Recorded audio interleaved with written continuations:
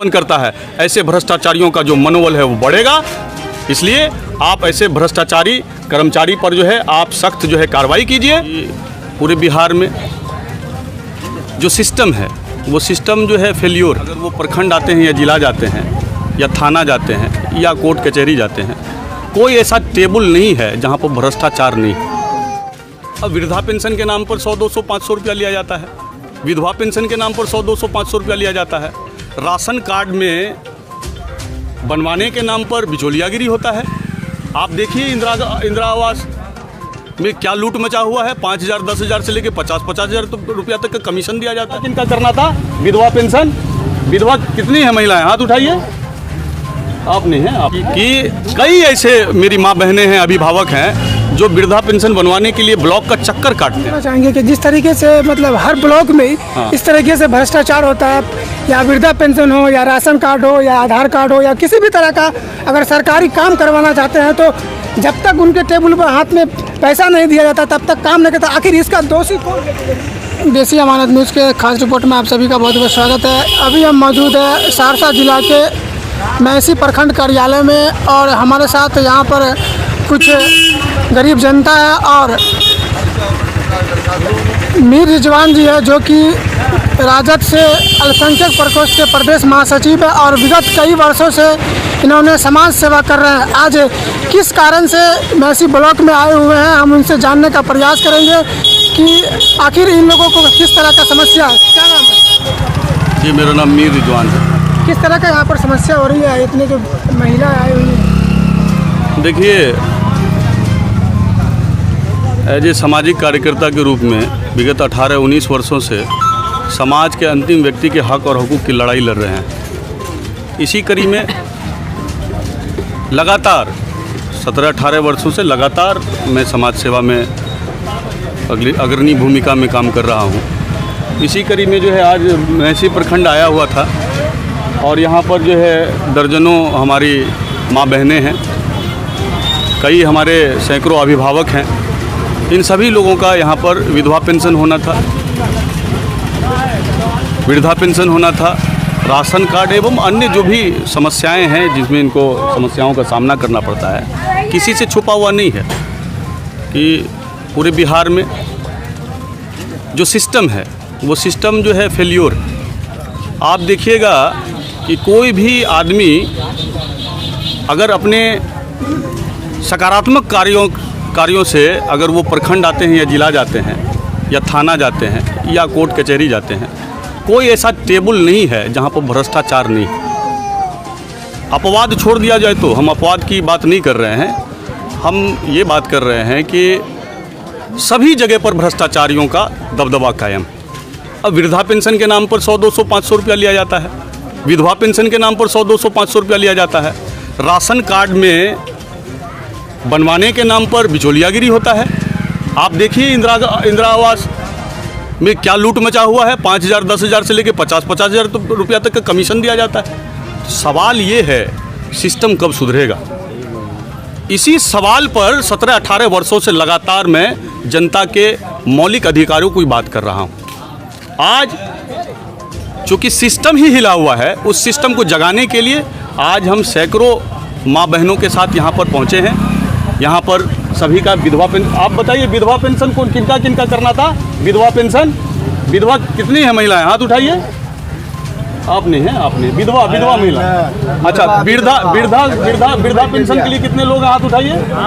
वृद्धा पेंशन आप समझ सकते हैं कि कई ऐसे मेरी माँ बहनें हैं, अभिभावक हैं जो वृद्धा पेंशन बनवाने के लिए ब्लॉक का चक्कर काटते हैं। और यहाँ पर बैठी हुई जो कर्मचारी है, एक महिला है, मैं सभी महिलाओं का सम्मान करता हूँ, लेकिन जो कार्य उनको दिया गया है उस कार्य के लिए सरकार उनको वेतन दिया जाता है, वेतन मिलता है उनको।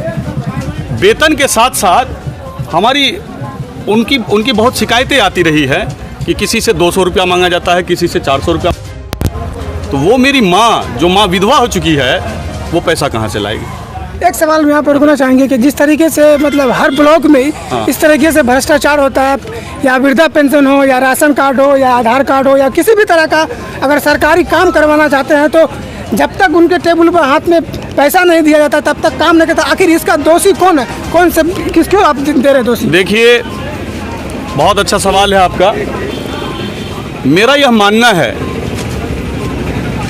कि प्रशासन में जो बैठे लोग हैं, जिनका कर्तव्य और दायित्व बनता है, मैं जिला पदाधिकारी महोदय से लेकर के और एक फोर्थ ग्रेड के कर्मचारी की बात कर रहा हूं, जो उनको दायित्व सौंपा गया है, उस दायित्व का निर्वाह वो सही ढंग से नहीं कर पा रहे हैं। अगर सही ढंग से किया जाए तो मैं समझता हूं कि सरकार की जितनी भी महत्वाकांक्षी योजनाएं हैं, वो योजनाएं 100% पटल पर पहुंचने का काम करेगा।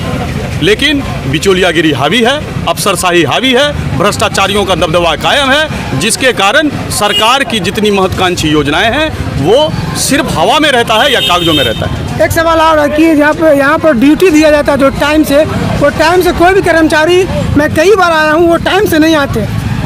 देखिए, मैंने तो पहले ही कहा कि सभी लोगों को अपने कर्तव्य और अधिकार का संपूर्ण निर्वाह करना पड़ेगा। अभी हमारी बात बीडीओ साहब से हुई, मैंने बीडीओ साहब से आग्रह किया है कि आपके जो कर्मचारी लापरवाही बरतते हैं उस पर कार्रवाई कीजिए। जब तक आप कार्रवाई नहीं कीजिएगा तब तक कर्मचारी का जो भ्रष्टाचारी कर्मचारी है, जो भ्रष्टाचार उत्पन्न करता है, ऐसे भ्रष्टाचारियों का जो मनोबल है वो बढ़ेगा।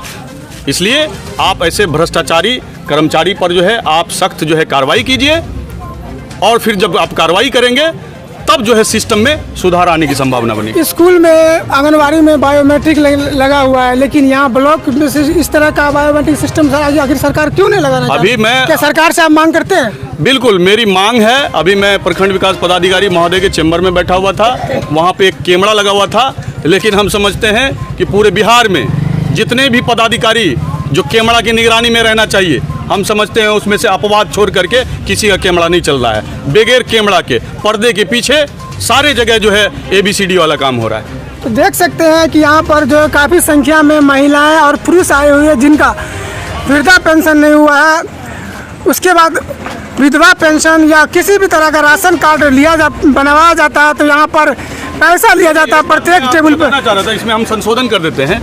आदरणीय BDO साहब से मेरी बात हुई, यहाँ पे पेंशन में जो महिला यहाँ पर कर्मचारी जो पदस्थापित हैं वो यहाँ नहीं है, बगैर छुट्टी के यहाँ से गायब है। यहाँ पे अन्य जो कर्मचारी हैं जो संबंधित राशन कार्ड बनाने वाले हैं, जो RTPS काउंटर पर रहने वाले हैं, या और भी जो कर्मचारी हैं, मुख्य तौर पर मैं बात करूंगा जो पेंशन से संबंधित जो यहाँ पर कर्मचारी है यहाँ मौजूद नहीं है। आज 10 यहाँ मौजूद है क्या? पेंशन वाला कोई कर्मचारी मौजूद है? मौजूद नहीं है। तो हम तो मांग करेंगे आपके इस चैनल के माध्यम से कि मेरी आवाज़ को जिला प्रशासन तक पहुंचाने का काम करें।